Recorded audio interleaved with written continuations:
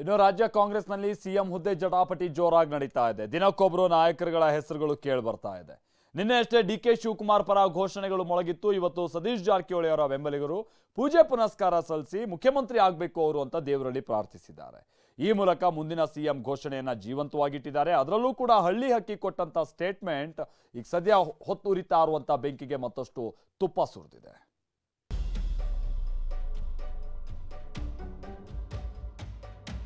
ಶಿವಕುಮಾರ್ ಮುಖ್ಯಮಂತ್ರಿ ಆಗೋದನ್ನ ಯಾರು ತಪ್ಪಿಸ್ಲಿಕ್ಕೆ ಆಗಲ್ಲ. ಅವ್ರು ಯಾರು ನಮ್ಮ ಪಾರ್ಟಿ ವಿಚಾರ ಮಾತಾಡೋದಕ್ಕೆ? ಕಾಂಗ್ರೆಸ್ನಲ್ಲಿ ಜೋರಾಗ್ತಿದೆ ಮುಂದಿನ ಸಿಎಂ ಕೂಗು. ನಿನ್ನೆ ಡಿಕೆ ಪರ ಘೋಷಣೆ, ಇವತ್ತು ಸತೀಶ್ ಬೆಂಬಲಿಗರ ಪೂಜೆ. ಮುಂದಿನ ಮುಖ್ಯಮಂತ್ರಿ ಡಿಕೆ ಶಿವಕುಮಾರ್ ಕಾರ್ಯಕರ್ತರ ಪಡೆ ನಿನ್ನೆ ಬೆಳಗಾವಿಯಲ್ಲಿ ನಡೆದ ಸಮಾವೇಶದಲ್ಲಿ ಮುಂದಿನ ಸಿಎಂ ಡಿಕೆ ಅಂತ ಕೂಗೋ ಮೂಲಕ ಸಿಎಂ ಕುರ್ಚಿ ಕದನಕ್ಕೆ ಕಿಚ್ಚು ಹೊತ್ತಿಸಿದ್ದಾರೆ. ಇವತ್ತು ಸಚಿವ ಸತೀಶ್ ಜಾರಕಿಹೊಳಿ ಬೆಂಬಲಿಗರು ಸಿಗಂದೂರು ಚೌಡೇಶ್ವರಿ ದೇಗುಲದಲ್ಲಿ ವಿಶೇಷ ಪೂಜೆ ಸಲ್ಲಿಸಿ ಸತೀಶ್ ಜಾರಕಿಹೊಳಿ ಮುಂದಿನ ಸಿಎಂ ಆಗಲಿ ಅಂತ ಪ್ರಾರ್ಥಿಸಿದ್ದಾರೆ. ಮುಂದಿನ ಸಿಎಂ ಸತೀಶ್ ಜಾರಕಿಹೊಳಿ ಅಂತ ಪೋಸ್ಟರ್ ಪ್ರದರ್ಶಿಸಿದ್ದಾರೆ.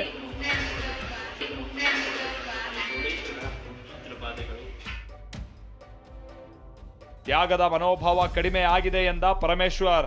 ಕಳೆದ ಸೋಮವಾರ ಸಿದ್ದರಾಮಯ್ಯ ತ್ಯಾಗದ ಮಾತನಾಡಿದ್ರು. ಮೊನ್ನೆ ಡಿಕೆ ತ್ಯಾಗದ ಬಗ್ಗೆ ಹೇಳಿಕೆ ನೀಡಿದ್ರು. ಇದಾದ ನಂತರ ನಿನ್ನೆ ಸಮಾವೇಶದಲ್ಲಿ ಮಲ್ಲಿಕಾರ್ಜುನ ಖರ್ಗೆ ತ್ಯಾಗದ ಸಂದೇಶ ನೀಡಿದ್ರು.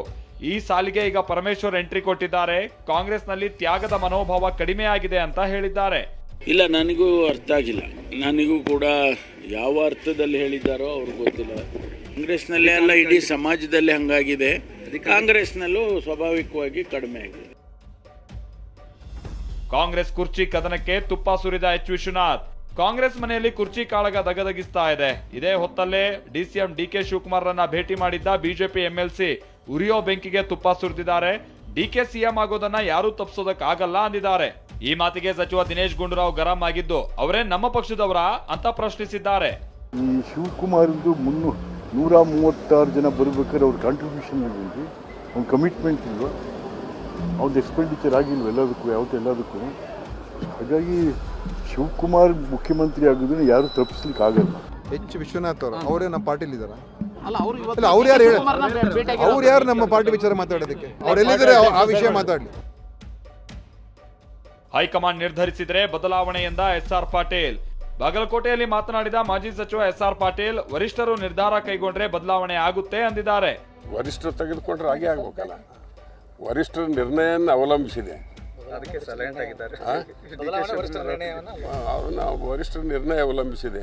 ಇಲ್ಲಿ ಈಗ ನಾನು ಬಾಗಲಕೋಟೆಯಾಗಿ ನಾನು ಮುಖ್ಯಮಂತ್ರಿ ಆಗಕ್ಕೆ ಸಾಧ್ಯದ? ಒಟ್ನಲ್ಲಿ ಕಾಂಗ್ರೆಸ್ ಮನೆಯಲ್ಲಿ ಮುಂದಿನ ಸಿಎಂ ವಿಚಾರ ಭಾರಿ ಚರ್ಚೆಗೆ ಗ್ರಾಸವಾಗಿದ್ದು, ಮುಂದೆ ಅದು ಯಾವ ಹಂತಕ್ಕೆ ಹೋಗುತ್ತೆ ಅನ್ನೋದು ಕುತೂಹಲ ಮೂಡಿಸಿದೆ. Bureau report, TV9.